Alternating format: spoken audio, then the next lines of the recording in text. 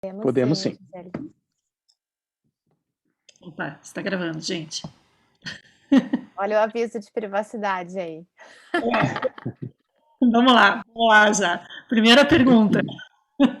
Primeira pergunta já inicia aí. Então, pessoal, boa noite a todos que se inscreveram, boa noite a todos que estão aqui na live com a gente. Essa live, né, hoje é o dia, bem-vindos ao Papo D, mais um Papo D, organizado pela ProDesign. A ProDesign é a Associação das Empresas e Profissionais de Design do Paraná. Tem microfone aberto, né? Vou pedir para vocês fecharem, se possível. Mas tudo bem, tranquilo, vamos para frente. Então, o Papo D de hoje, ele tem a parceria da Cumbuca, que é o apoio da Cumbuca, que é um projeto da Daisy, a diretora, uma das diretoras da ProDesign.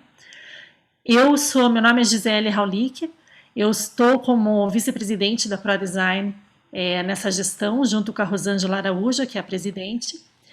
E nesse Papo D, e que geralmente, para quem acompanha, né, todos os Papos D trazem assuntos relacionados ao design, né, que são importantes para a gente que faz gestão de escritório, gestão de agência, para os profissionais freelancers, profissionais autônomos do design. São assuntos relacionados à gestão e à profissão, né, à prática da profissão de design. E nesse Papo D de hoje à noite, é um Papo D bem especial, porque a gente está com a parceria da Comissão de Gestão e Inovação da OAB. Essa parceria ela foi viabilizada numa troca de trabalho, né? A gente está ajudando a comissão com um documento na parte de legal design, e em troca eles também estão concordando com a gente, trazendo para a gente essa live, essa noite que a gente vai ter bastante informação sobre o tema de LGPD, que é um tema super relevante para todos nós, mas que a gente tem pouca aproximação com ele, né? E até pelo título do nosso Papo D aqui, né, que ignorou a LGPD, o deadline chegou.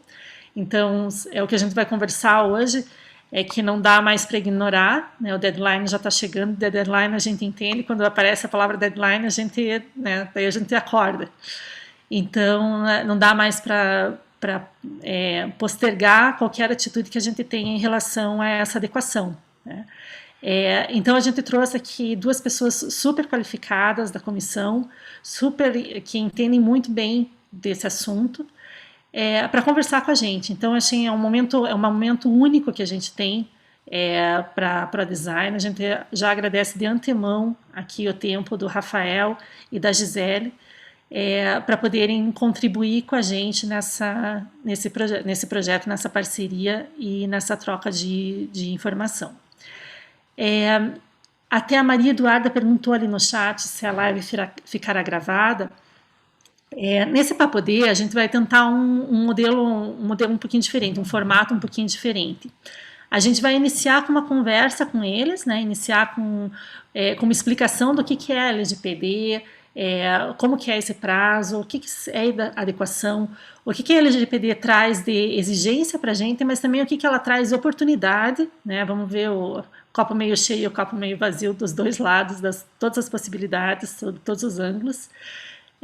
Então, primeiro a gente vai ter essa fala, aí em seguida a gente vai parar a gravação para que a gente possa conversar um pouquinho mais aberto, talvez se alguém queira fazer alguma pergunta em relação à sua própria prática, ou perguntas que são em relação ao seu próprio escritório, seu próprio negócio, para que fique um pouquinho mais aberto e um pouquinho mais livre para fazer essa pergunta, tá? Então a segunda parte, a parte de perguntas, ela vai ficar aberta, vocês fiquem à vontade daí para abrir microfone, para fazer uma conversa bem acessível, e daí essa parte não ficará gravada, tá? Então será disponibilizado após o evento apenas essa primeira parte de apresentação sobre a LGPD, tá bom? O nosso tempo, a gente está com o evento hoje, a gente começando agora, a gente vai até no máximo às 9 horas da noite.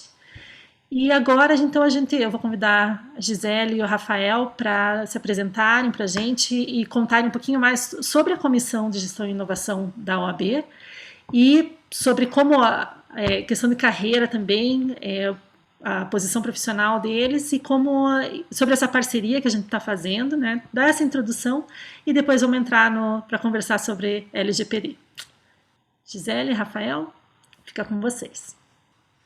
Muito obrigada, Raulique, pela introdução. Boa noite, pessoal.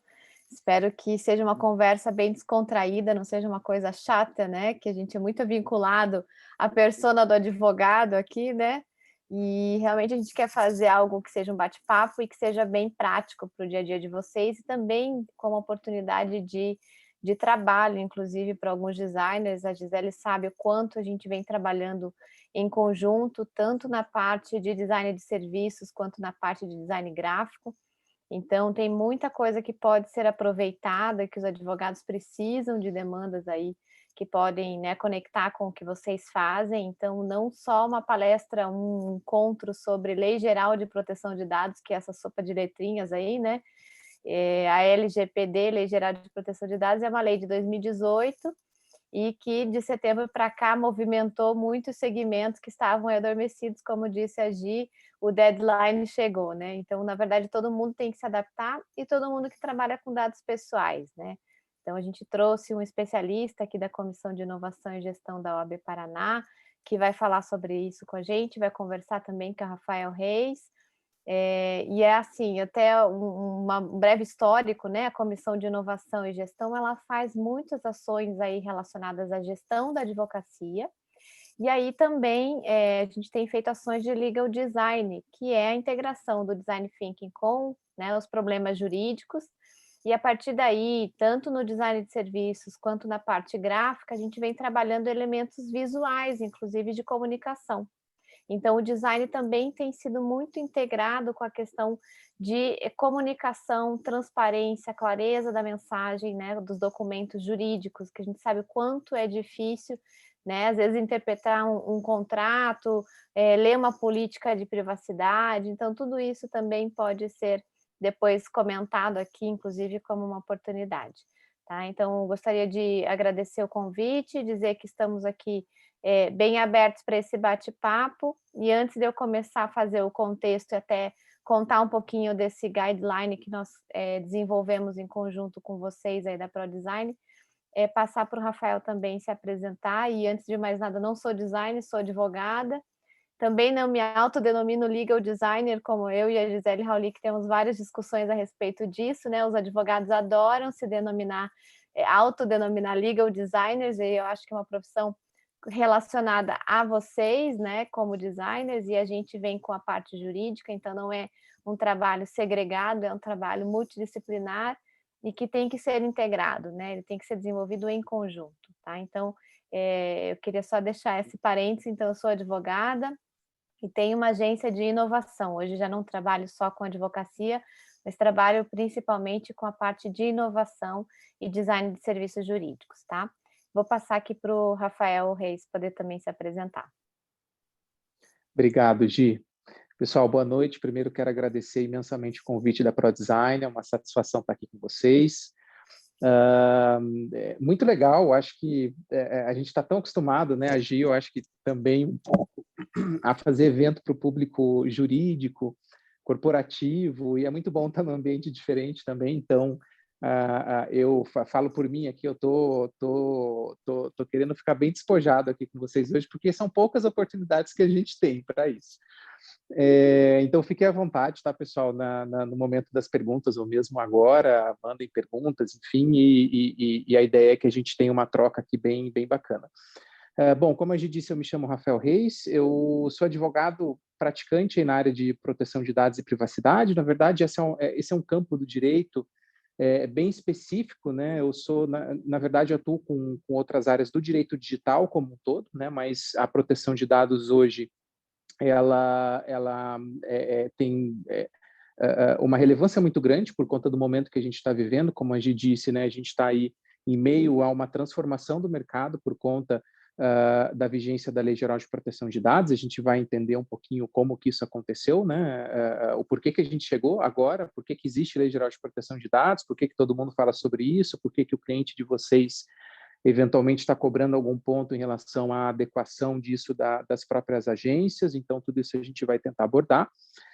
Também faço parte lá da Comissão de Inovação e Gestão da OAB Paraná, que tem inúmeras atividades, inúmeras iniciativas em relação à inovação e à gestão no contexto, né, do direito, principalmente entre advogados. E a minha formação é de especialização na área de direito digital. Atualmente estou fazendo um mestrado também na área na PUC Paraná, e espero poder contribuir aí, pessoal, com uma visão prática, eu espero, né, e puxem a minha orelha aí se de alguma forma eu está sendo muito teórico, mas vou tentar trazer aqui realmente pontos práticos para que vocês entendam de fato como a lei vai impactar as empresas, mas principalmente as alternativas em relação a ver a Lei Geral de Proteção de Dados como uma oportunidade, né, ver como um diferencial competitivo.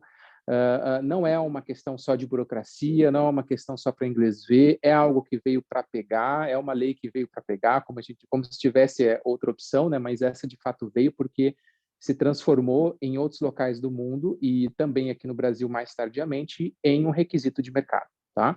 Então, espero poder ajudar de alguma forma vocês nessa conversa que a gente vai ter aqui agora. Legal, então vamos lá. Posso, Raulik? Pode sim, eu ia comentar aqui, Gi, se me permite, sobre, assim, por que a gente está trazendo a LGPD, né? Porque a gente está trazendo esse tema aqui para essa discussão, entre tantos temas que a gente tem de necessidade de trabalhar quando a gente trabalha nesses papos D, né?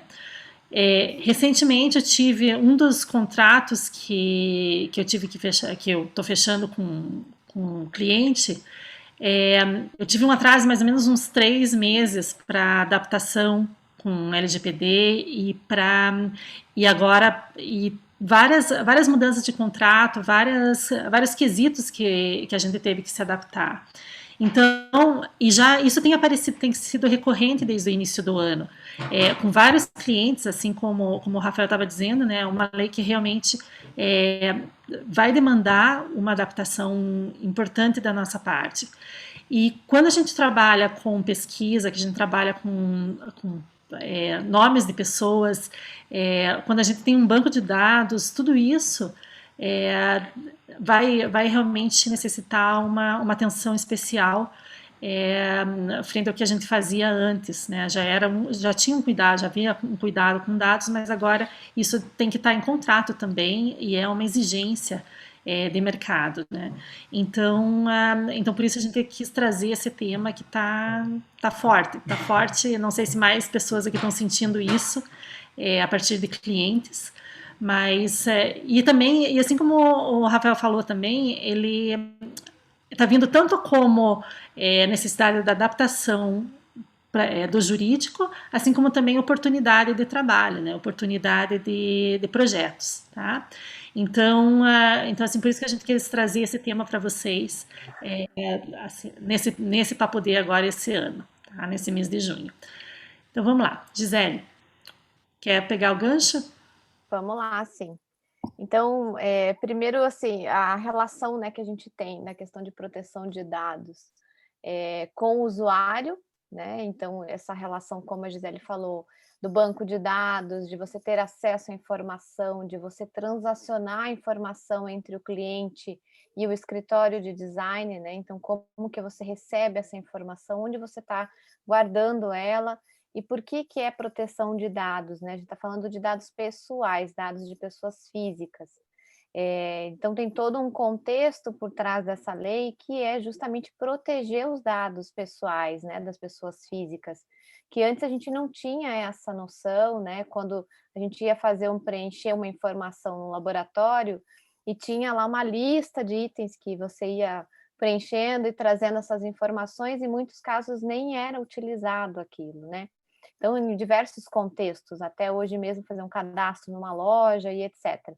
Então, além do CPF, dados pessoais, dados nome, endereço, a gente tem inúmeras outras informações que são protegidas pela lei, que são caracterizadas como dados pessoais, que são caracterizados como dados sensíveis, que depois vocês vão entender um pouquinho do contexto aí com o Rafael, mas principalmente, né, saber que hoje a gente tem que coletar o menos dados possível. E quando a gente traz isso, né, para o design, tem a questão tanto de pesquisa, né, de campo, quando você vai fazer uma pesquisa com relação às personas, aos usuários, quando você vai fazer um teste de interface digital, por exemplo, você também às vezes tem que utilizar banco de dados com informações pessoais, ou então quando você tem que fazer uma interface digital que seja mais user-friendly, que mostre isso, né, como característica do design mesmo, e cuidando da privacidade de dados, então quem desenvolve, quem é design dessa parte também digital, né, trabalha muito com a questão do UX Writing, né, a gente faz isso no direito também, para deixar com que a mensagem fique clara para o usuário, que ele está inserindo uma informação, que ele precisa consentir com aquele uso da informação, né, quem está coletando e por que está usando. Então, a gente não faz essa correlação no nosso dia a dia, mas existem inúmeras situações em que a gente está lá dando o CPF, né, ou para conseguir um desconto na farmácia, e de repente você está lá com todas as informações de medicamentos, propensões de doenças, etc., que a própria operadora de plano de saúde também pode ter acesso, a própria farmácia também tem acesso, a gente faz análise de consumo, consegue ver relações, né, de consumo, então tudo isso ele está protegido hoje pela LGPD, né? E até o momento a gente tinha somente legislações internacionais que começaram a trazer essa preocupação e por isso algumas empresas maiores já foram se adequando. Se você entrar nos sites das grandes empresas, tanto de designer quanto dos advogados, quanto de empresas, eles já trazem esse cuidado no próprio termo e condições de uso e também na política de privacidade. Então a gente tem que trabalhar no mínimo documentos, né, hábeis aí para uso de plataformas digitais. Mas quem não trabalha no meio digital e trabalha com design de serviço, por exemplo, que é o caso da Gisele Raulic, aqui a gente sabe o quanto também transaciona informações, né? Você recebe uma planilha com informações de inúmeros usuários para identificar um tipo de comportamento, para traçar uma persona, para depois fazer uma pesquisa e fazer um teste. Quer dizer, tudo isso também está relacionado à questão de proteção. Então, só para trazer um pouquinho, assentar um pouquinho para a realidade nossa aqui, de design mesmo, né, e fazer essa conexão. Então, por que os advogados também estão antenados com isso? Porque às vezes o próprio documento que a gente escreve não está palatável, não está legal, não está entendível, né, para o outro lado de lá. E aí os advogados também têm utilizado muito a questão do design gráfico para ajudar na mensagem, para ajudar a clarear essa mensagem. E aí a gente vê alguns termos de uso, a gente vê algumas políticas de privacidade um pouquinho mais fora do padrão, um pouquinho melhor, né, na parte estrutural do design. Então a gente traz infográfico, traz elementos visuais que ajudam o usuário leigo a entender o assunto, que não é nem um design nem um advogado, né? Muitas vezes é um usuário que está contratando um cartão de crédito, por exemplo. Então, a gente tem toda essa conexão também relacionada à proteção de dados, né? Não é simplesmente a gente analisar um banco de dados.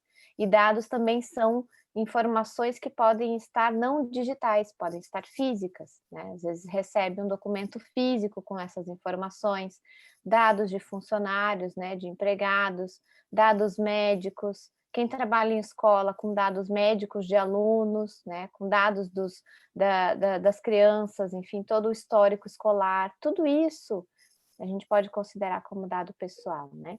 Então, só fazendo essa introdução básica aqui, para depois a gente conseguir entender os contextos, né, os conceitos da lei, por que tem princípio da transparência, por que a gente tem que ter consentimento do titular, né, que são essa coleta, ao invés de você coletar informação sem ter qualquer consentimento, que nunca ninguém se preocupa com isso, é você perguntar se antes você pode fazer essa coleta e qual é a finalidade desse dado.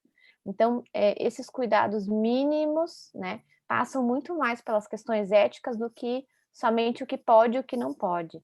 E principalmente quem não é do direito, né, quando vem nesses encontros que a gente faz, eu atendo muito startup, e às vezes eles perguntam assim: eu achei que você ia falar o que pode e o que não pode, né? Então, assim, é muito principiológico e ético, né? O que você vai coletar, para qual finalidade você vai coletar. Antigamente a gente falava, coloca tudo no formulário, coloca tudo, quanto mais informação a gente tiver, melhor, né? Depois a gente vê o que faz. E hoje é o contrário, né? É minimizar isso, inclusive na questão digital, né? Você minimizar o quanto você está coletando de informações. Então, acho que tudo isso tem muito a ver com as atividades que vocês fazem, né? Tanto como designer gráfico quanto de serviço e no modo geral aqui, né? Coloquei aqui alguns pontos relacionados à parte de desenvolvimento. E aí a gente tem um conceito chamado Privacy by Design também, que está muito relacionado a como a gente constrói, desenvolve, né, plataformas digitais e já traz a questão de privacidade no próprio layout, no próprio desenvolvimento. Então, mecanismos de anonimização dos dados, quando você coleta automaticamente, ele não ficar vinculado ao nome da pessoa, enfim, tem N situações que você pode trabalhar em termos digitais para evitar, né, a identificação, o uso incorreto dessas informações. E ainda tem mais uma situação aqui, que a lei traz, e é uma obrigação também de quem coleta dados pessoais ou faz o tratamento deles, né, como é o caso da LGPD. Você ainda precisa ter alguém que responda por essas informações, né? E você tem um canal para que as pessoas possam acessar essas informações, que possam questionar sobre o que está sendo feito, ou então até mesmo pedir exclusão, né, da base de dados dessas informações. Então, esse caso específico que a Gisele mencionou no início, de um contrato, você veja, um contrato que às vezes você está num projeto grande, né, que vai ser um projeto legal para o escritório e que você não poderia perder, mas se você não tem o mínimo de adequação, você pode não estar cumprindo um requisito lá do edital ou um requisito que o próprio cliente está pedindo, né? Então, é importante ter isso em mente, já se antecipar, né? Muito mais do que, na verdade, não é nem antecipar, né? Já se adequar, porque a lei já está aí em vigor, né? Sabendo que tem riscos e tem penalidades, inclusive, né? Mas já fazer o mínimo possível para estar ajustado a isso, né? E conseguir atender o cliente de uma certa forma segura com relação à proteção de dados, tá? Então, alguns contextos gerais, depois eu vou fazer algumas perguntas aqui para o Rafael, né? E só também lembrando e reforçando aqui que a questão do UX, ela está muito mais próxima da LGPD do que a gente imagina. Não só pelas questões digitais, pelas questões gráficas, mas principalmente pela transparência e pelo que a gente está fazendo com essas informações, né?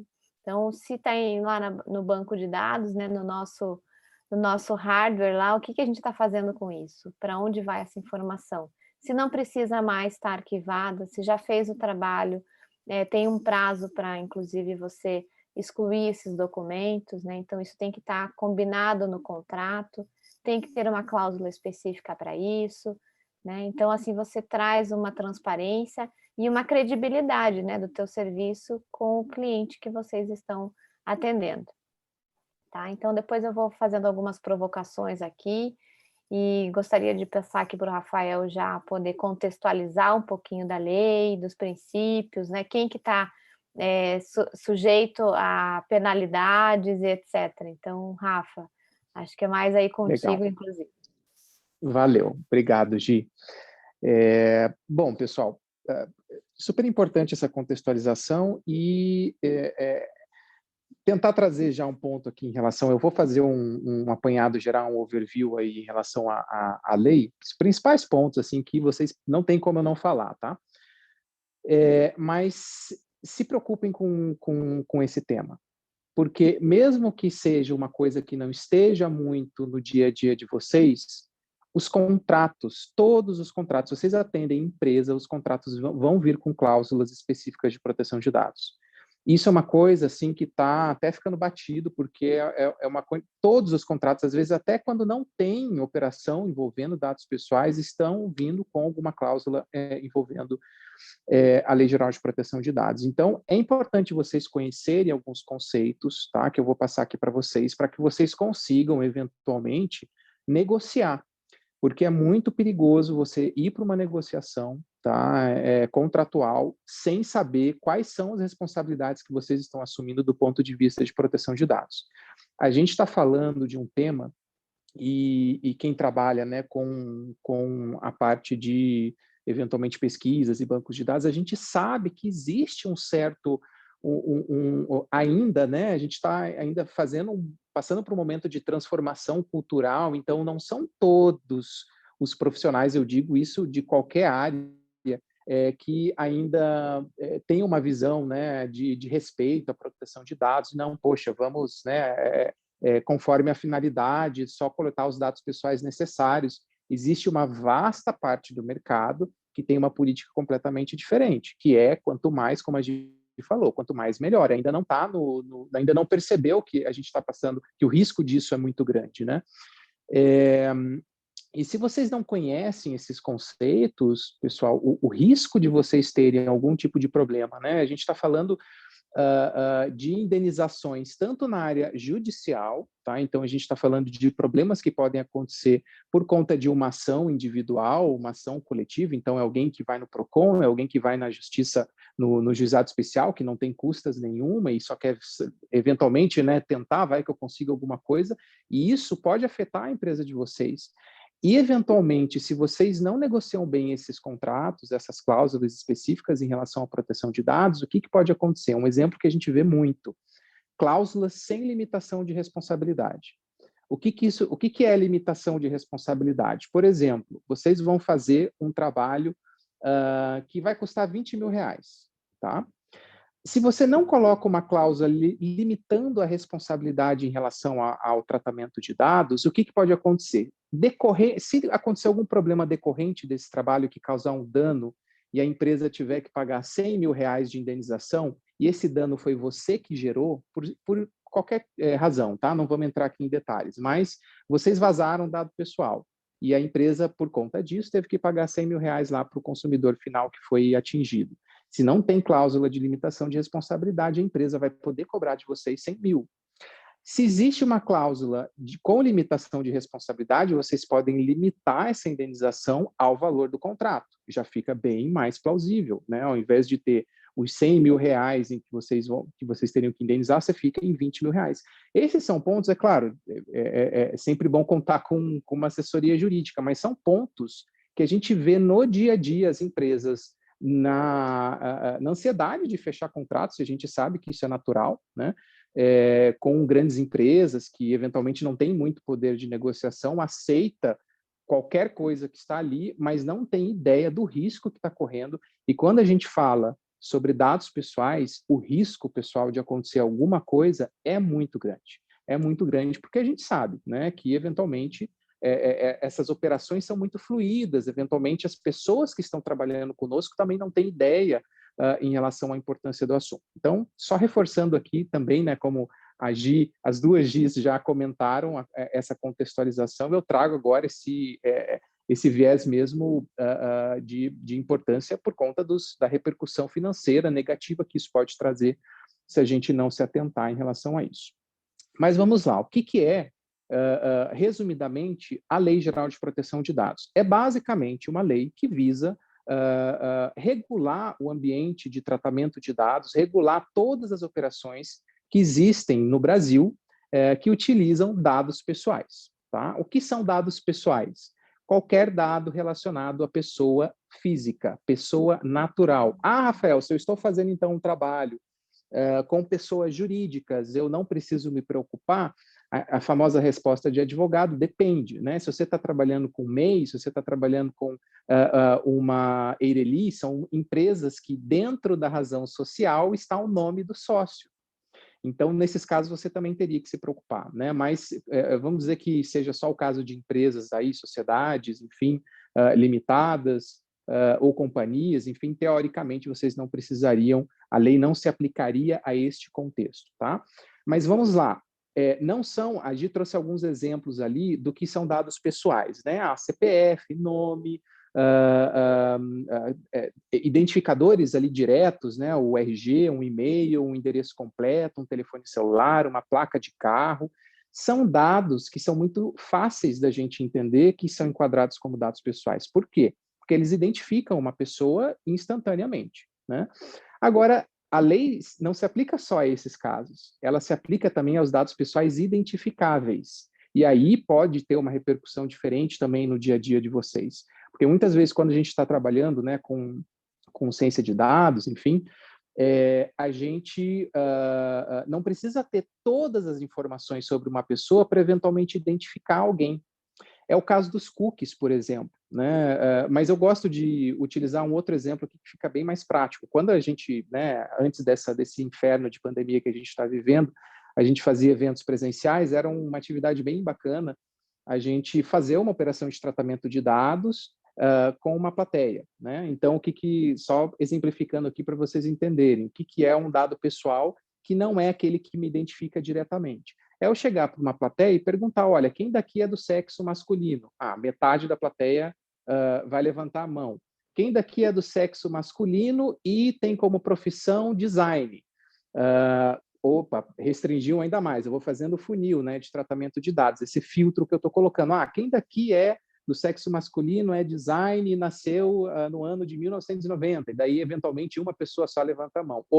Consegui identificar uma pessoa, sem saber o nome, sem saber o RG, sem saber o e-mail, ou seja, são dados pessoais identificáveis, que através de... Isso é um processo de tratamento super arcaico, né? A gente tem, hoje em dia, processos de tratamento aí, computacional que são muito mais poderosos do que esse exemplo que eu dei, mas que identificam alguém por conta de características de consumo, por conta de características físicas, por conta, por exemplo, um CEP, né? O CEP é uma sequência lógica de caracteres que ele vai filtrando cada vez mais a localização de um endereço. É o mesmo caso.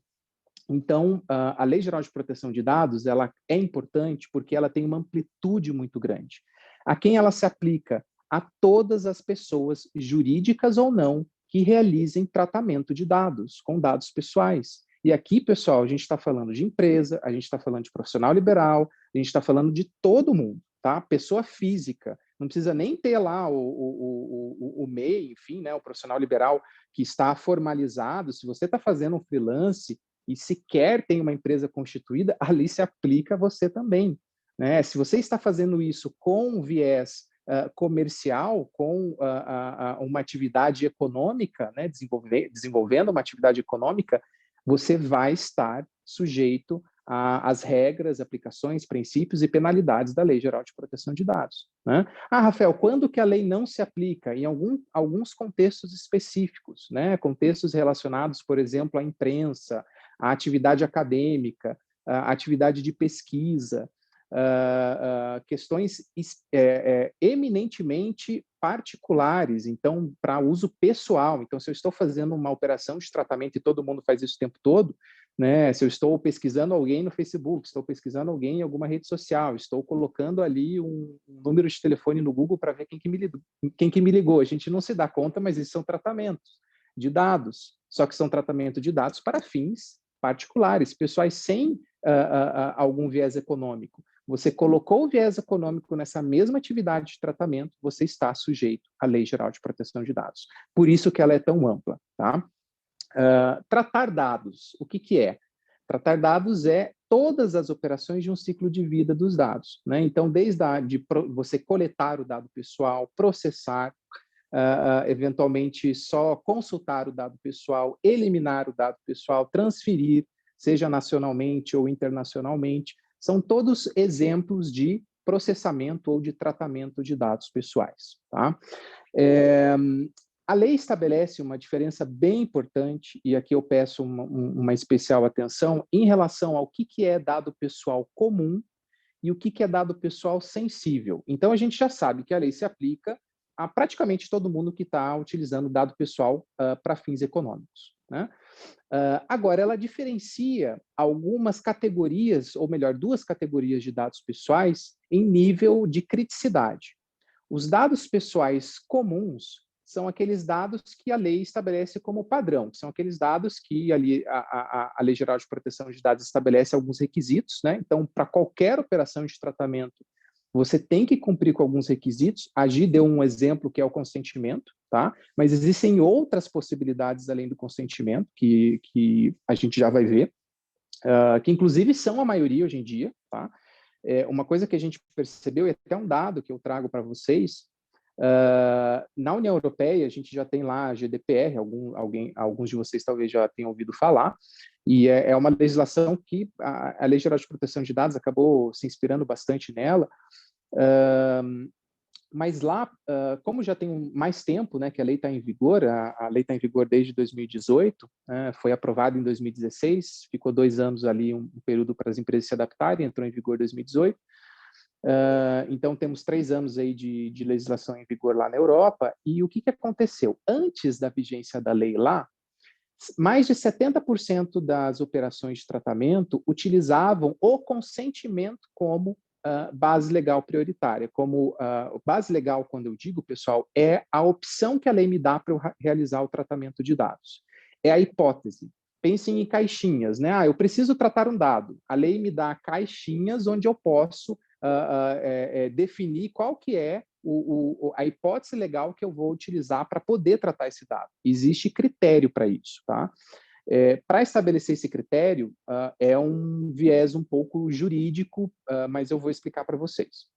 Mas lá, antes da vigência da lei, continuando, mais de 70% das operações eram baseadas no consentimento.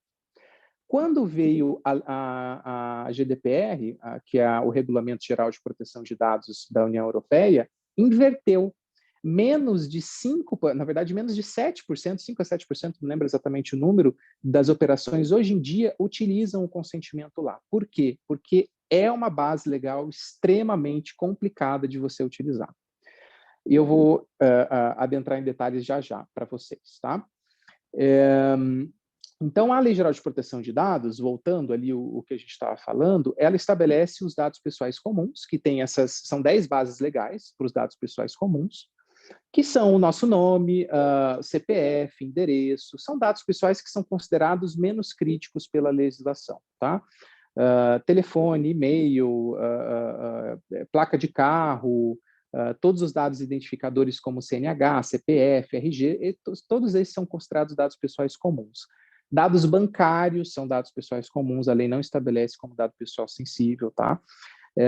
Então, são dados ali padrão que a lei estabelece, né, alguns requisitos para que a gente possa tratar eles. Em outro lado, a lei estabeleceu um critério que alguns dados pessoais, tá, eles têm um potencial de gerar algum tipo de discriminação contra o titular, caso esses dados sejam tratados sem alguns requisitos, que são os chamados dados pessoais sensíveis, tá? Dados pessoais sensíveis é um rol taxativo. Primeiro juridiquês, talvez, né? Não sei, base legal também é um pouco, mas o que é um rol taxativo da legislação? É somente as hipóteses que a lei menciona. Somente os dados enumerados pela legislação são aqueles que são considerados sensíveis. Não existe interpretação, tá? Na lei, muita coisa pode ser interpretada. Neste caso de dado pessoal sensível, é aquilo e só. Exemplos, tá? Dados, os principais, dados relacionados à origem racial ou étnica, dados relacionados à saúde, dados relacionados à biometria do titular, dados relacionados à orientação sexual, dados relacionados à convicção religiosa, dados relacionados à opinião política. Então, vejam que são todos exemplos de dados pessoais que, eventualmente, um tratamento pode gerar algum tipo de risco de discriminação para o titular, em face da sua opinião política, em face da sua origem racial, em face de uma série de questões das suas condições de saúde, enfim. São questões que a lei estabelece requisitos, bases legais diferentes. Então, lembram que a gente tinha 10 bases legais para os dados pessoais comuns? A gente tem menos bases legais para os dados pessoais sensíveis. Mas, igualmente, a gente tem a possibilidade de realizar o tratamento desses dados. Não é que a lei não deixa você tratar esses dados, é que ela estabelece requisitos maiores, né? Estabelece requisitos um pouco mais específicos para que vocês possam utilizar esses dados. Evidentemente, que quando a gente vai, num contexto, utilizar dados pessoais sensíveis, a gente precisa ter uma preocupação por conta que a repercussão, caso algum problema aconteça, ela é muito maior, né? Uma coisa é você utilizar um conjunto mínimo de dados, outra coisa, quanto mais você coloca os dados, mais o seu risco vai crescendo. Por isso que a gente fala, né, e a Gi bem disse aí no início da conversa, que hoje menos é mais. Por quê? Quanto menos dados você tem, menor é o seu risco. Quanto mais dados você coleta, maior é o seu risco. Se você coleta dado pessoal sensível, o seu risco realmente está muito grande. Você precisa cuidar dessa informação. Não só cuidar propriamente do dado, mas ter o cuidado também em relação à atividade que você está fazendo, o tratamento. Poxa, será que, por exemplo, numa atividade de pesquisa, né, como foi o exemplo trazido aí pelas colegas, será que essa operação de tratamento que eu estou realizando não está gerando algum tipo de discriminação ou, eventualmente, gerando algum tipo de falha em relação a esse público que eu estou atingindo? É claro que são questões, eventualmente, de metodologia, mas são questões que a gente precisa observar também. Por quê? Porque a lei estabelece direitos para os titulares. Então, vamos lá. Até agora eu falei para vocês o que é a Lei Geral de Proteção de Dados, o que é dado pessoal, o que é dado pessoal comum e sensível, o que é tratamento de dados, a quem ela se aplica, quem ela não se aplica. Já falei que existem bases legais, tanto para tratar dados pessoais comuns, quanto dados pessoais sensíveis. Próximo tópico, a lei estabelece direitos para os titulares. O que são esses direitos? E quem são os titulares de dados? São as pessoas lá no final, tá? São as pessoas que têm CPF, eu, vocês, né? Nós estamos aqui passando por uma operação de tratamento de dados, cujo controlador é a ProDesign, né? Já vou explicar para vocês esse conceito de controlador. Esses direitos, pessoal, que o titular tem, são direitos enumerados lá pela legislação que permite ao titular controlar o uso dos seus dados, independentemente da base legal que a gente escolheu. Então, por exemplo, independente se eu pedir consentimento ou não, o titular tem direito de bater a minha porta, entre aspas, né, ou enviar um e-mail, ou ligar por telefone, ou mandar uma carta, solicitando o seguinte tipo de informação: eu quero saber quais dados a sua empresa tem sobre mim. Quais dados vocês estão tratando sobre mim?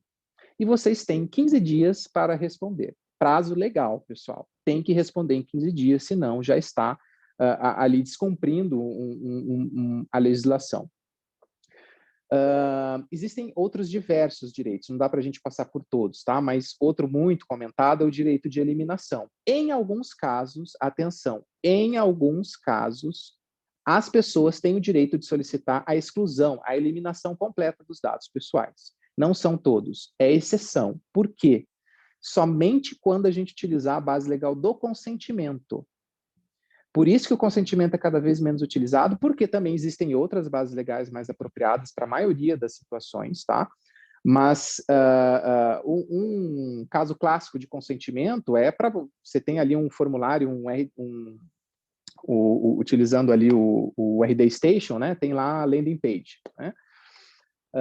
Fiz a landing page, quero captar aquele lead, o cara vai lá e vai dar o consentimento, aquele processo em que ele está colocando as informações, os dados pessoais dele ali, ainda que ele não dê clique em nada, que alguém esqueça, que hoje em dia, pelo amor de Deus, tem que ter ali um aceite mínimo para aquelas informações serem coletadas, mas ainda que não tenha, aquilo é um consentimento, tá? Porque a pessoa está colocando os dados pessoais dela ali de forma ativa, né? Se a pessoa passou 3 meses, 4 meses, entra em contato, e aqui a gente está falando, desde meios ultra sofisticados, como entrar na plataforma e solicitar automaticamente a exclusão dos dados, desde ela pegar o telefone e ligar para vocês. E ela deu consentimento, ela revogou o consentimento, se chama revogação de consentimento. Olha, eu não quero mais que vocês utilizem os meus dados. A empresa é obrigada a excluir os dados. Por isso que o consentimento é uma base legal complicada. Tá? E a gente tenta fugir o máximo possível dela, quando a gente consegue, né? Outros direitos, né? A pessoa tem o direito de solicitar a correção dos dados, ela tem, pensa num exemplo aqui, fugindo um pouquinho da área de vocês, mas é um exemplo que é muito prático. Vocês tiveram um reajuste, pessoal, Gi, me controle aí o horário, tá? Estou quase concluindo, creio que mais 5 minutinhos. Vocês têm lá um plano de saúde, tá? Teve um reajuste no plano de saúde. Poxa vida, aumentou 50% o meu plano de saúde. O que pode ter acontecido? Pode ser que seja totalmente legal, mas eventualmente existe um erro, existe algum dado ali relacionado à sua saúde, algum tipo de comorbidade que você tem, mas que acusou que você tem, mas na verdade você não tem, e você precisa retificar essa informação. A lei te dá esse direito de você solicitar essa retificação quando cabível. Não só isso, ela te dá também o direito de fazer uma reanálise de um eventual processo de decisão automatizada. Veja como é específico.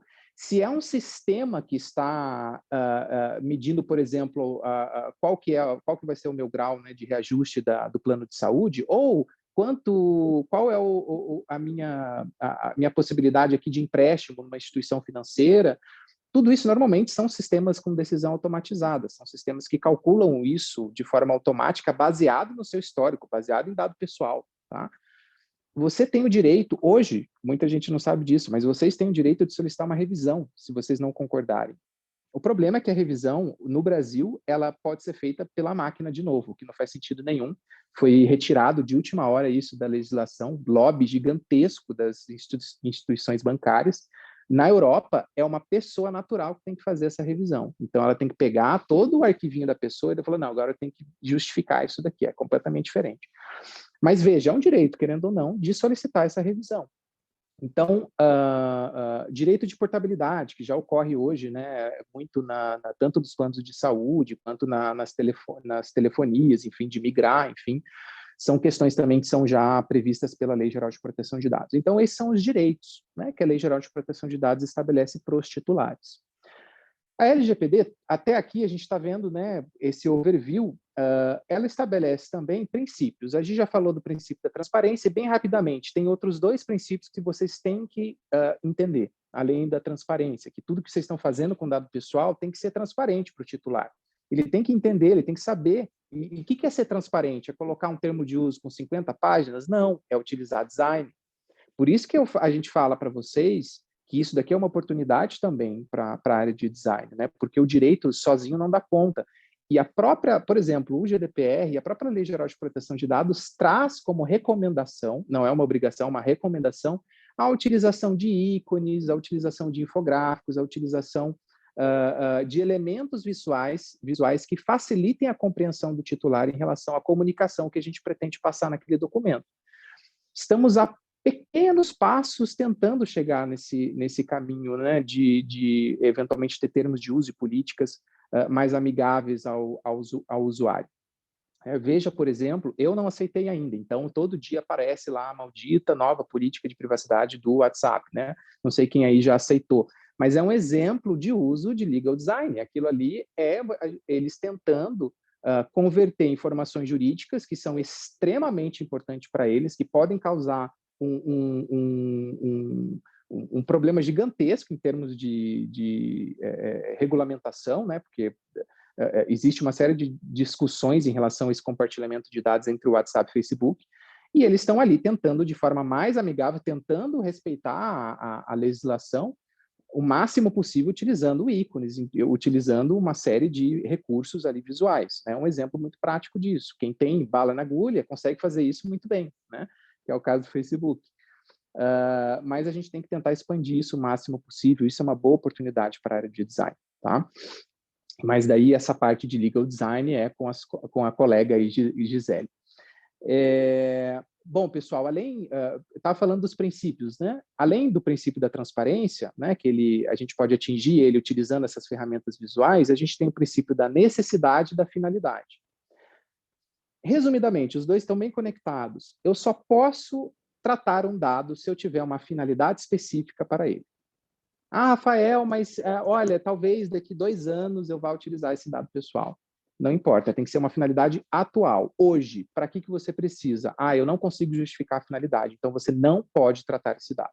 Você não pode ter ele, você não pode utilizar ele para nenhuma operação dentro da sua organização. Tá? Esse é o princípio da finalidade. O princípio da necessidade, muito conectado com o da finalidade, que para atingir a finalidade, que dados você precisa? Que dados são necessários? Né? A Gia até comentou o princípio do mínimo necessário. Então, você só vai coletar os dados para a finalidade pretendida que são essencialmente necessários para atingir aquela finalidade. Né? No caso de vocês, pessoal, quem tem uma agência, muitas vezes vai estar utilizando informações que não são propriamente de vocês. Eventualmente, vocês vão estar prestando um serviço para uma outra empresa, e essa empresa é quem controla os dados. E aqui eu vou entrar num próximo tópico, esse é o último, daí eu falo das penalidades e passo a palavra para a Gi. Existe uma diferenciação bem importante, peço a atenção de vocês aqui agora, da legislação em relação a controladores de dados pessoais e operadores de dados pessoais. O que é isso, pessoal? Controlador de dado pessoal é quem cabe a tomada de decisão sobre o que vai ser feito em relação aos dados, tá? Então, é o exemplo, por exemplo, essa é ótima, né? Exemplo, por exemplo, mas é uma empresa que está contratando uma agência de viagens, uma agência de turismo para comprar uma passagem. Tá? Um exemplo aqui, rapidamente. Então, eu sou a empresa X, eu estou contratando a agência de turismo Y, com uma finalidade bem específica. Eu quero que você compre uma passagem para um funcionário da minha empresa. Quem está controlando o dado do funcionário, quem é? É a empresa X, que está contratando a agência. A agência está agindo em nome da empresa. A agência é uma operadora, ela só opera o tratamento de dados. Ela não controla, porque quem cabe decisão, quem delimita quais dados são, é tudo a controladora. No caso de vocês, e eu vou pedir desculpa porque assim, eu não sou, né, um exímio conhecedor aí da atividade, não mais do que um leigo conhece, mas eventualmente vocês vão realizar atividades envolvendo dados pessoais sob demanda. Então, poxa, eu quero fazer uma pesquisa de mercado, eu quero eventualmente, olha, eu tenho aqui uma lista de contatos, aqui é um pouco mais de marketing digital, né? Mas eu tenho uma lista de mailing aqui, eu quero que vocês façam um trabalho de enriquecer essa lista, ou de atingir essa lista conforme vocês acharem mais interessante, enfim. Esses dados, quem controla é a empresa. Né? É igual a RD Station. Quem que é a RD Station? É uma operadora de dados, eles só oferecem um sistema. A empresa de design que está na cadeia, eventualmente, ela também só está operacionalizando aquele processo. Né? Por isso que eu falei que a questão do contrato é importante, né? Para vocês saberem que papel vocês vão ter nesse processo, porque vocês estarem como operadores é muito mais confortável, porque a responsabilidade é muito mais pontual do que vocês estarem como controladores de dados, que vocês são os responsáveis diretos em relação à operação de tratamento, diferente de operador, que vocês só estão operando conforme o que os clientes estão pedindo. Se o cliente pede para você fazer X, você faz X. Se o cliente pede para você fazer Y, você faz Y. Está no contrato, o objeto do contrato descreve o que vai ser feito. Né? Vocês não vão agir além. Se vocês agirem além do que está estabelecido em contrato, aí sim a gente tem um problema, né? Porque daí vocês não têm finalidade, vocês estão, enfim, utilizando esses dados como se controladores fossem. Vocês não são. Vejam que nem sempre vocês vão ser operadores. Se eu tenho uma empresa, né, um escritório de design, né, e eu tenho 20 funcionários, 10 funcionários, os dados desses colaboradores, quem controla é a agência. É a agência de design, é controladora desses dados, né? E vocês vão poder contratar uma agência de turismo que vai ter essa outra... Veja que são várias relações diferentes. Perante os seus clientes, eventualmente, vocês vão ser operadores. Perante os seus colaboradores, vocês são controladores. Perante outros prestadores de serviços, são N situações. Rafael, meu Deus do céu, esse negócio é mais difícil do que eu imaginava. Realmente é um pouco técnico, e é por isso que é preciso passar, e o deadline chegou, como bem disse a Gia aí na chamada, é preciso realizar um programa de adequação para vocês entenderem aonde vocês estão nesse contexto. Primeiro, quais são as operações de tratamento que vocês eventualmente podem realizar, né? Que a gente chama de processos de mapeamento. Quais são os processos de maior ou menor risco, que é basicamente um processo de assessment, de análise de risco, né, onde é estabelecido graus de risco conforme a operação de tratamento. Isso varia muito de empresa para empresa, depende do que vocês fazem no dia a dia. Então, resumidamente, né, pessoal, o impacto ele é muito grande para todas as empresas, né, porque as empresas elas precisam entender, elas precisam fazer uma revisão nos seus processos em relação a quais processos utilizam dados pessoais. A lei estabelece como requisito você ter um registro das operações de tratamento, que é esse mapeamento que eu estou dizendo. A lei estabelece que é requisito você respeitar os princípios. A lei estabelece que é requisito você ter uma base legal. Como é que você sabe se você tem uma base legal? Você só consegue saber mesmo se você tem um mapeamento, né? Porque daí você vai dizer, ó, para essa operação, a base legal é essa. Né? Para a operação envolvendo meus colaboradores, é essa base legal. Para a operação envolvendo meus clientes, essa operação aqui de pesquisa de mercado é outra base legal. E é feita essa lista de operações de tratamento, né? Que é esse processo de mapeamento. Vocês precisam nomear um DPO. Mas isso daí aqui a gente já vai entrar em tanta coisa que vocês precisam fazer que eu não quero parecer também que é uma coisa impossível de ser feita. É totalmente possível de ser feita, mas ela precisa começar. Eu acho que esse é o primeiro ponto, né?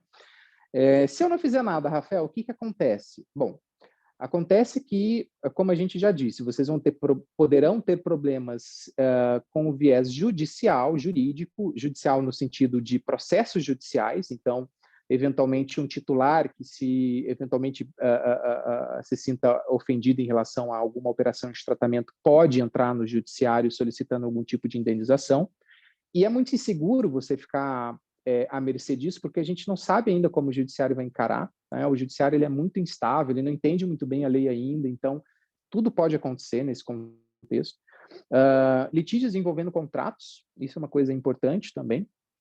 Mas, além disso, a lei estabelece penalidades administrativas, que daí foge do judiciário, tá? São coisas diferentes.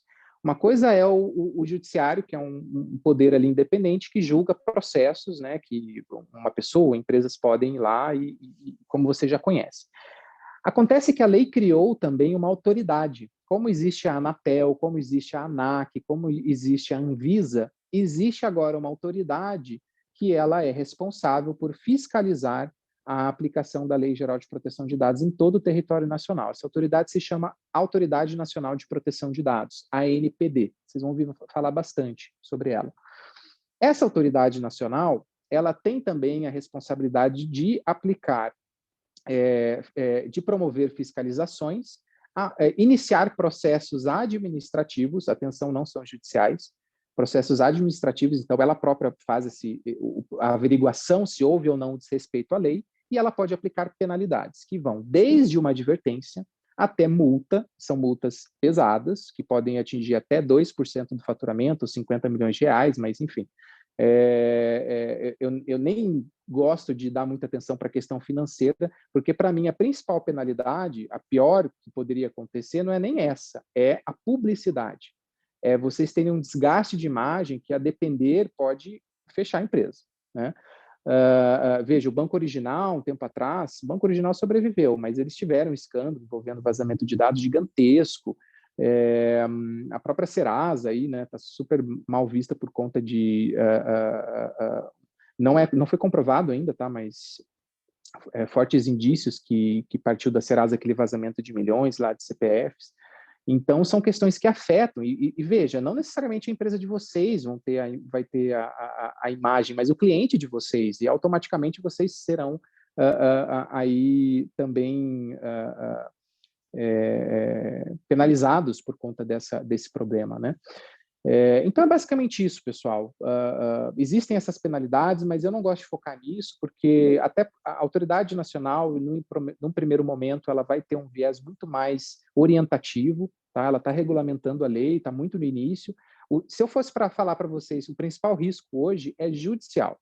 O risco hoje é litígio de contrato e judicial, pessoa física titular batendo na porta do judiciário e falando, essa empresa aqui tratou meu dado, e está cheio de gente que está sabendo da lei, está cheio de advogado que, infelizmente, é advogado de que quer arranjar confusão por qualquer coisinha e, enfim, quer ganhar dinheiro à custa dos outros e vai tentar o máximo possível explorar, né, o novo, a gente até chama isso de o novo dano moral, para quem tem um pouco mais de idade, aí na década de 90, né, que explodiu os casos envolvendo o CDC, quando houve a entrada em vigor do CDC, criou-se uma indústria de dano moral no Brasil, né, que diminuiu um pouco nos últimos anos, mas ainda existe.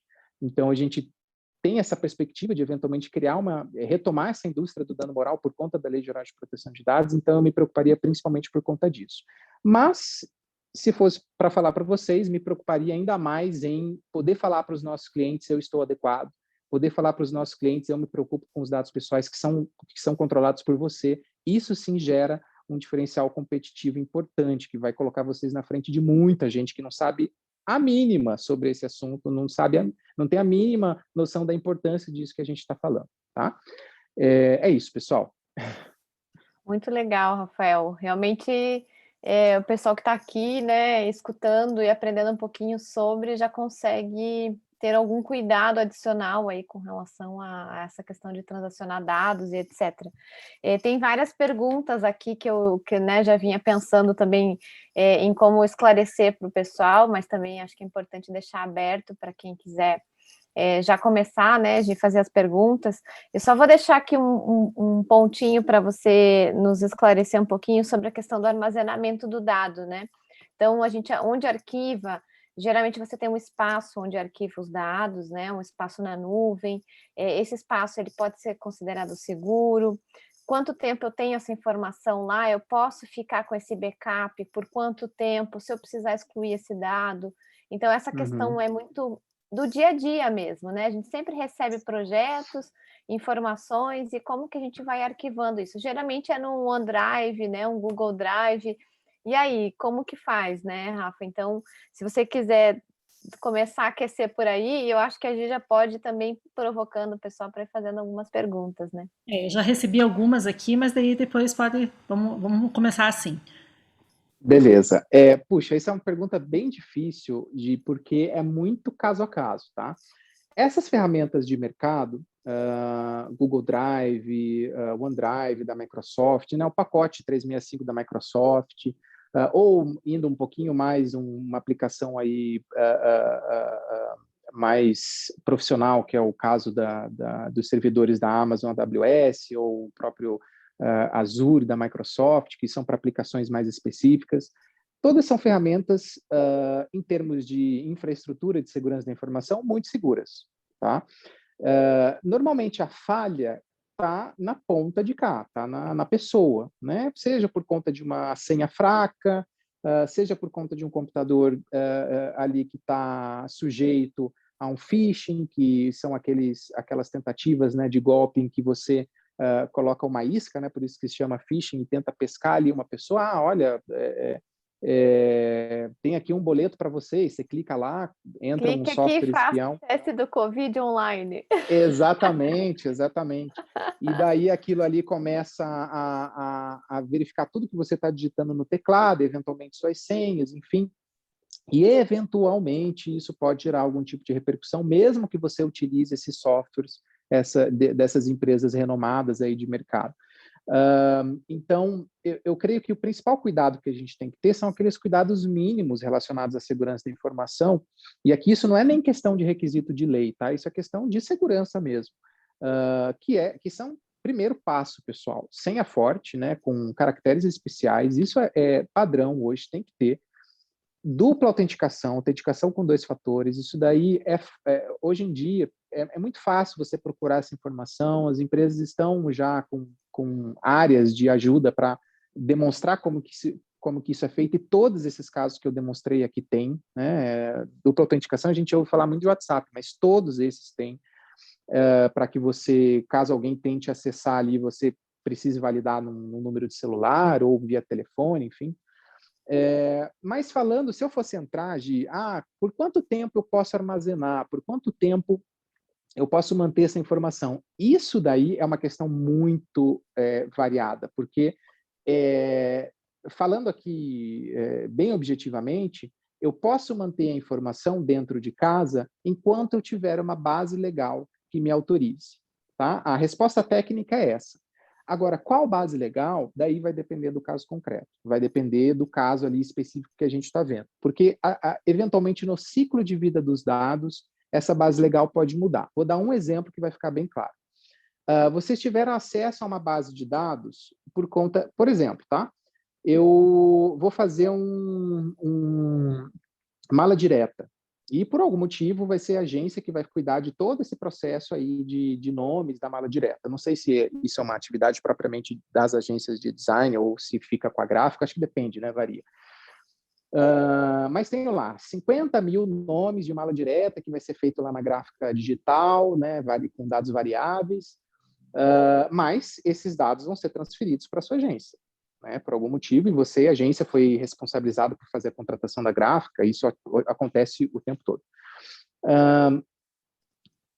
O que te autoriza você ter acesso a essas informações? A base legal, pessoal, a base legal é do controlador, não são de vocês. A base legal não é de vocês. Veja como isso é uma questão técnica, é difícil de explicar. Por que é do controlador? Que é o controlador que é o responsável por definir o que vai acontecer com aqueles dados. Então, a gente tem que ter no contrato das agências, nesse contrato de prestação de serviço, nesse caso de uma mala direta, tem que ter uma cláusula dizendo o seguinte, olha, o controlador ele assume a responsabilidade pela base legal desses dados que ele está me mandando. Se é consentimento, se é interesse legítimo, que eu nem entrei aqui nas especificidades em relação às bases legais, né? Mas existem várias opções. Independente de qual base legal vai ser, quem vai precisar se preocupar com a base legal é o controlador, e isso tem que estar claro em contrato. Vocês vão receber essas informações e vocês vão poder manter ela dentro, num primeiro momento, dentro dos servidores, dentro do OneDrive ou dentro do seu desktop, seja lá o que for, enquanto esse contrato estiver sendo executado. Enquanto esse contrato de prestação de serviço da agência com a empresa estiver sendo executado. Rafael, terminei o contrato. Posso excluir os dados? Depende. Existe uma hipótese em que vocês poderiam manter essa informação para um caso de evitar eventual litígio. Tá? Então, vamos dizer que a empresa está discutindo que vocês não prestaram serviço de forma adequada. Se acaba a prestação de serviço e vocês excluem todos os dados, vocês podem não ter histórico da efetiva prestação de serviço, certo? Então, vamos lá. Eu mandei 50 mil malas diretas, a gráfica imprimiu, pá. Passou 3 meses, 1 ano, a empresa entra em contato comigo, notificação extrajudicial, falando que não foram entregues 50 mil, foram entregues 30 mil. Se eu excluir toda a minha base, todas as informações que estavam ligadas àquele contrato, eu não tenho mais como discutir isso judicialmente. É perigoso. Existe uma base legal que se chama de tutela judicial. Essa base legal de tutela judicial me permite manter essa informação dentro de casa enquanto houver algum tipo de risco judicial, que é um prazo prescricional, que varia, que depende. Eu não posso adiantar para vocês o prazo específico. O que eu quero dizer com isso, sem querer puxar sardinha? Em alguns casos, pessoal, só com uma assessoria técnica para dizer para vocês, né, no caso concreto, quando a gente faz o mapeamento, a gente já traz o período de retenção de cada operação de tratamento. Então, já é algo que pode ser utilizado. Então, para operações de tratamento com essa natureza, o período de retenção é tal. Então, já ajuda. Né? Então, Gi, não sei se eu consegui responder, mas é bem assim, caso a caso mesmo. Tá bom. É complicado, né? Não é tão simples. Quanto tempo armazena? Daí até a Gabriela fez um comentário aqui, Gabriela Bornato, dizendo se o próprio Google não respeita, né? Instala microfones e capta a nossa voz e faz um monte de outras coisas, mas certamente a gente deu o consentimento em algum momento aí, né? Para que o Google faça isso. Também tem que ficar atento lá quando a gente dá um aceite em tudo, né? Aquele famoso não li e aceito, né? Porque a gente faz lá embaixo e dá um check para poder seguir para a página seguinte. Então, tem que ficar atento com isso, com a política de cookies também nos sites, né? A gente sempre dá um aceite nos cookies e aí nem sabe o que isso significa. que, na verdade, está rastreando todo o teu comportamento aí e visibilidade do que você faz na rede. Então, tem que ficar atento também para ver se a gente não está aceitando coisa que não deve, né? Gi, Raulik, você tem alguma outra questionamento específico aqui? Eu tenho alguns outros também. É que veio uma pergunta aqui no WhatsApp. Sobre, Rafael, você citou registro de tratamento. Ter o registro de tratamento durante o projeto. Qual o formato desse mapeamento? De que maneira é possível manter o registro de tratamento? Deu para entender? Deu, Existem várias formas de fazer esse registro, tá? O governo federal, ele tem, se você pesquisar, tá? Registro de mapeamento, registro de operações de tratamento de dados, governo federal, vai vir ali uma planilha, que é um padrão que o governo federal tem, que eu particularmente não gosto, mas é o padrão do governo federal que ele oferece essa planilha para vocês. Ali vão ter, por exemplo, né, você descreve a operação, qual que é a finalidade da operação, quais são os dados pessoais utilizados na operação, qual que é a base legal da operação, se você transfere para alguém ou não, se você armazena e aonde você armazena. Então, são várias colunas, é uma planilha de Excel, onde tem várias colunas, em cada coluna tem alguma informação específica relativa à operação de tratamento. Essa é uma forma. Existem várias metodologias, tá? Uma outra forma é você ter um sistema para isso, mas existem diversos sistemas no mercado que fazem esse processo de mapeamento, mas daí você tem que ter uma infraestrutura mais robusta, são sistemas que normalmente são utilizados para volumes maiores de tratamento, né? A gente está falando aí de milhões de dados que exigem um sistema numa planilha, você não consegue controlar essas informações. Então, a planilha ela é utilizada, ela funciona, desde que seja numa realidade ali que não seja um volume gigantesco de operações de tratamento. Eu não digo nem de dados, mas de operações de tratamento envolvendo dados pessoais. Respondendo objetivamente a pergunta, tá? Se vocês pesquisarem mapeamento de dados, LGPD ou GDPR, vocês vão ver uma série de modelos na internet em que vocês vão ter ali o modelo de registro. Só que, para a planilha estar completa e correta, vocês vão ter que saber fazer a definição da base legal. E daí isso, provavelmente, vocês precisem da ajuda de um apoio jurídico. Não necessariamente, tá? Se vocês já têm algum tipo de contato maior com a legislação, eventualmente isso pode ser feito sem a ajuda de um advogado, mas normalmente a gente indica. Até, Rafael, a gente tem assim, algumas dúvidas sobre a questão de anonimização, né? Também está previsto em lei, também tem muito a ver com a questão do design, né? Quando você desenvolve, por exemplo, um site, uma plataforma, e tem alguns requisitos aí que já podem ser feitos, né? Existe alguma forma da gente trazer isso simplificado? Digamos que não é um banco, a gente não está tratando de um banco aqui, né? Como é que o design faz a anonimização de uma informação? É relativamente simples o conceito. Vamos lá, se eu tenho uma base de dados que está... Vou utilizar aqui, né, conceitos simples. Se eu tenho uma planilha de Excel com várias... Mesma coisa, né? Com várias colunas com dados. Então, eu tenho lá nome, sobrenome, CPF, telefone, etc. E, eventualmente, outras informações de consumo da pessoa. Eu preciso só das informações de consumo. O que eu vou fazer? Eu vou excluir todas as linhas iniciais e eu vou fazer um processo de anonimização. A grande questão é o seguinte, esse processo de anonimização, para ele ser considerado, né, anonimização segundo os critérios da legislação, ele não pode ser reversível. Então, uma vez que você faz essa desvinculação dos dados pessoais com a informação que está ali presente naquela base de dados, ela deve ser definitiva. Se houver alguma possibilidade de reversão, daí a gente vai estar diante de uma pseudonimização, tá? Que também é um instrumento. O que é anonimização? São instrumentos que a lei, pseudonimização e anonimização, são instrumentos para você reduzir risco. Basicamente é isso. A diferença é que a anonimização, quando ela é feita de forma efetiva, quando você desvincula uma base de dados, né? Quando que isso é feito normalmente? Eu tenho um histórico aqui de compras da minha empresa, eu vendo B2C de 20, 30 anos. Eu quero reduzir meu risco. porque são bases de dados que estão em servidores e, olha, investimento para eu deixar esse servidor ultra seguro é muito grande. Qual que é a alternativa? Anonimiza, né? Deixa os últimos 5 anos com todos os dados, porque são consumidores aí mais atuais, tem um risco judicial ainda, então você precisa ter a informação completa, mas a base de histórico de compras, você exclui somente os dados pessoais. A evolução do seu faturamento, a evolução dos produtos que você vendeu, todo esse histórico analítico você mantém. Você só elimina os dados relacionados à pessoa natural. Nome, CPF, endereço, telefone, e-mail, etc.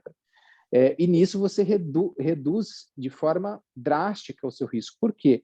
Dados anonimizados não são considerados dados pessoais. Sequer é aplicável a Lei Geral de Proteção de Dados. Então, a lei sequer se aplica. É como se ela não existisse para aquela operação, né? A pseudonimização, eu diria que ela é ruim? Não, ela já é alguma coisa, porque o que é a pseudonimização? Você, ao invés de só excluir, você atribui uma chave. Então, vamos lá, né? Trocando em miúdos de uma forma bem simples. Na mesma planilha, antes de fazer essa exclusão, eu criei um ID e eu coloquei numa outra planilha a chave, que daí é a ligação do ID com o nome. Então, na planilha A, eu tenho, ao invés do nome, o ID 1, 2, 3, 4, 5, 6, 7, 8, 9. Então, a planilha A está pseudonimizada, porque eu não tenho mais os dados pessoais nela.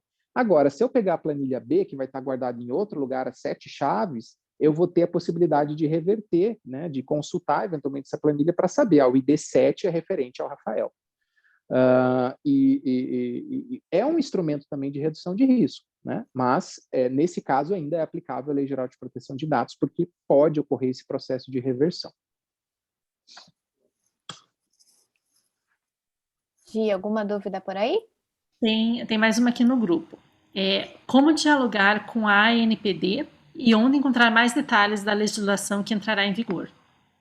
Legal. A ANPD já tem um canal de comunicação, tá? Se vocês colocarem no Google aí a ANPD, Autoridade Nacional de Proteção de Dados, eles têm um website já.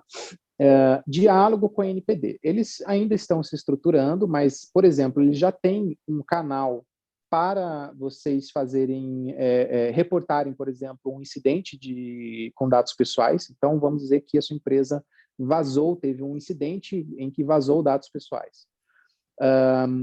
A ANPD tem já um canal em que você pode já reportar esse vazamento de dados, né, de forma proativa, já demonstrando o seu compromisso, né, com a legislação, no sentido de minimizar ao máximo possível as repercussões relacionadas a esse vazamento. Porque, lembre-se, dependendo do contexto e do tamanho, isso rapidamente sai de controle. Não adianta ficar escondendo, fingir que não aconteceu. O mais indicado, né, é realmente você já reportar à autoridade para que ela, inclusive, te ajude em reduzir esse potencial lesivo desse vazamento. Tá? Então, já existe um canal de comunicação lá, além de outro canal de comunicação para dúvidas gerais. A ANPD ela já iniciou um processo de regulamentação da lei, então já tem várias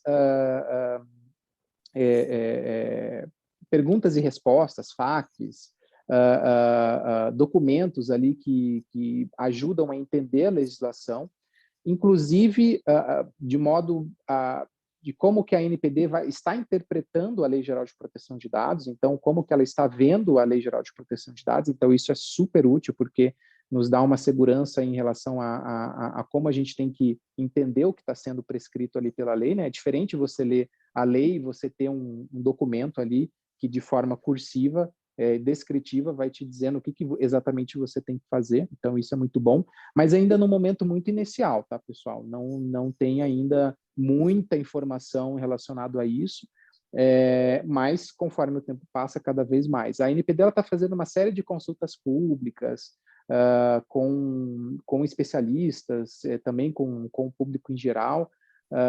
Por exemplo, uma das consultas que foi feito recentemente em relação à flexibilização de algumas obrigações para alguns contextos empresariais, como, por exemplo, pequenas empresas, né? Porque hoje a Lei Geral de Proteção de Dados ela não faz diferenciação nenhuma se você é uma empresa de um funcionário, só você, ou se você é uma multinacional com 50 mil funcionários. Não tem diferença. A lei é aplicável da mesma forma hoje. Tá? mas existe uma perspectiva de, no futuro, algumas regras serem flexibilizadas. Eu já adianto para vocês que tudo que a gente falou aqui, talvez o que seja flexibilizado nesse contexto seja uma questão de penalidade. A questão da obrigação de você ter os registros, de respeitar os princípios, isso eu garanto, não vai mudar, independente do porte da empresa. Talvez a questão de indicar um DPO, a gente até acabou não falando sobre isso. A lei estabelece como obrigação das empresas indicar um DPO. O que é o DPO? É o encarregado de proteção de dados. É a pessoa que vai fazer a interface entre o titular e a empresa e a autoridade. É um profissional, né, que ele fica responsável por receber reclamações, para instituir todo o programa de governança na empresa. Se a empresa é muito pequena, né, eventualmente não faz sentido nenhum contratar uma pessoa para isso. Você pode terceirizar, pode contratar um prestador de serviço, né, uma PJ para fazer esse trabalho, ou você pode indicar alguém internamente, desde que seja uma pessoa que tenha o conhecimento necessário ou busque esse conhecimento em relação a esse ponto. Então, por exemplo, a indicação do DPO, desse encarregado, existem discussões se ela realmente vai ser necessária para todas as empresas de todos os portes. Recentemente, coisa de 2 semanas para cá, a ANPD soltou um comunicado falando que até segunda ordem, todas as empresas devem indicar um DPO, todas, sem exceção. Então, se você está falando comigo, você tem uma empresa e você não tem DPO, você não está cumprindo com a legislação. Tá? Simples assim. É bem simples e complexo, né, Rafael? Para deixar assim, algumas dicas para o pessoal, né, também, então, ser bem prático aqui para onde começar, né, e o que a gente pode fazer o básico, né, para a gente começar a adequação, ou pelo menos se atentar a isso, lógico, primeiro falando com um profissional, né, que vai entender sobre a operação, sobre a entrada de dados, sobre onde tem, né, o armazenamento, onde tem tratamento, eventualmente. Mas tem, assim, algumas dicas bem... dicas mesmo, sim.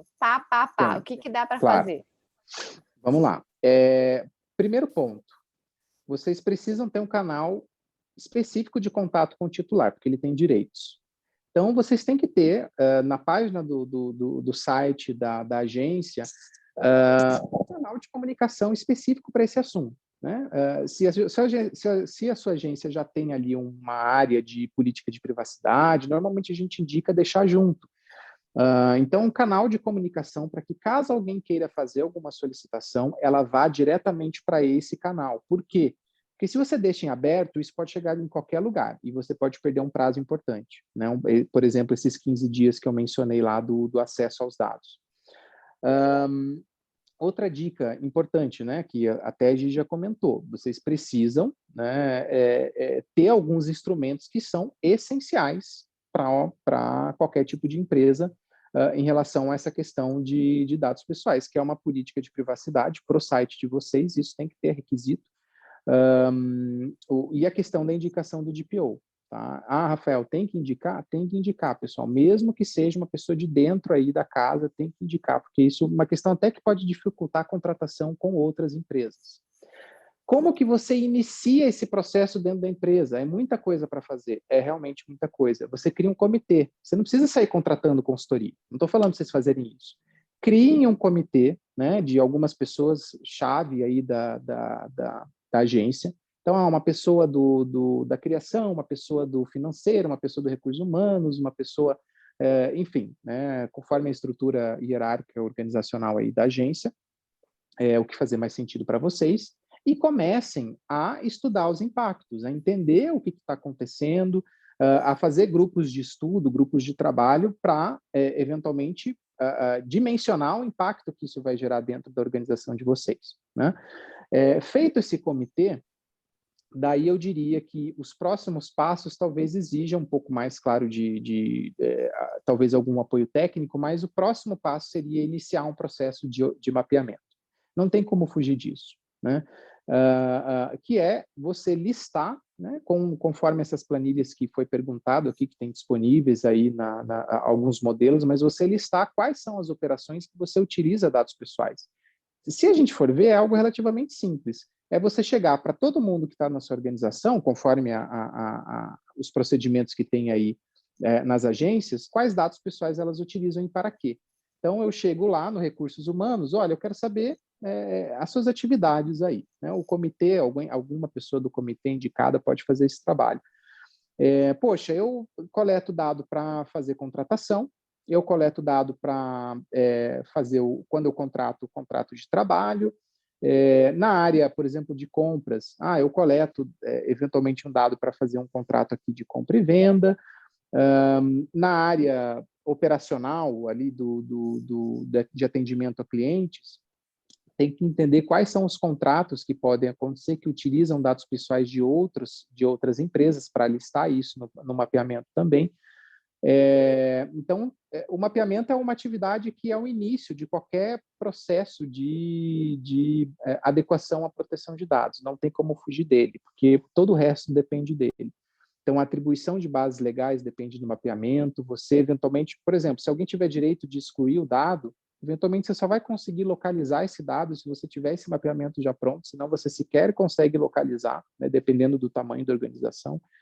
Então, se fosse para dar uma dica, assim, pontual, papum, crie um comitê, estudem os impactos e iniciem o mapeamento. Essa, para mim, é o principal ponto aí.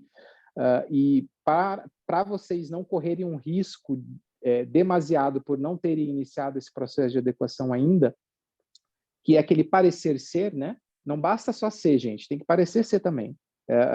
Tem que ter uma política de privacidade atualizada, tem que ter a indicação do DPO e tem que ter um canal de comunicação. Porque se você resolve esses 3 pontos na página de... O que é a empresa hoje em dia, né? Principalmente em tempos de pandemia? É o seu website. Se no website você já tem isso, a pessoa que vai entrar ali, ela já... Opa, essa empresa aqui já pelo menos sabe o que é LGPD. É diferente de alguém que sequer tem uma política lá colocada. Então, façam esse dever de casa, né, de esses documentos mínimos ali, esse canal de contato, e com calma, não tanta calma, tá, porque a lei já está aí, mas criem esse comitê, estudem ou contratem aí algum colega para auxiliar vocês nesse ponto. E só uma observação antes da gente encerrar aqui, também a questão de segurança da informação, né? A questão de segurança de dados no sentido, né, da tecnologia mesmo. Então, às vezes, por mais que a gente esteja próximo como designer, né, dessas questões relacionadas à tecnologia, nem sempre o que a gente faz em casa, né? Então, a segurança da informação é importante, a questão de senhas, a questão não só de atualização de software, de antivírus, etc. Todos esses cuidados aí de entrada de informação, né, a gente precisa ter um cuidado redobrado, principalmente quem tem de empresas, né, atende as empresas aí.